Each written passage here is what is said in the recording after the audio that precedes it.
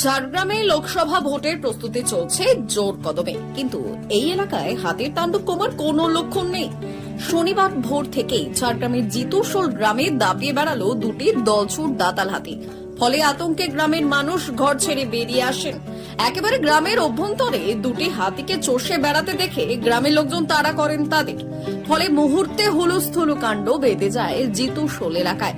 তবে প্রচন্ড গরমে ছোটাছুটি করার ফলে হাতি দুটি ক্লান্ত হয়ে একটি পুকুরে গিয়ে নামে। পরে খবর পেয়ে সেখানে আসে বন দপ্তরের কর্মী আধিকারিকরা। স্থানীয়দের দাবি, মূলত খাবার ও জলের সন্ধানে বারবার জঙ্গল থেকে বেরিয়ে লোকালয়ে প্রবেশ করছে হাতির দল। প্রতিনিয়ত হাতির সমস্যা বেড়েই চলেছে ঝাড়গ্রামের বিস্তীর্ণ এলাকায়।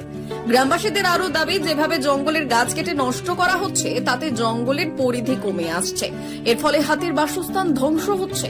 এভাবে জঙ্গল ধ্বংস হওয়ার কারণেই হাতি খাদ্য সংকটে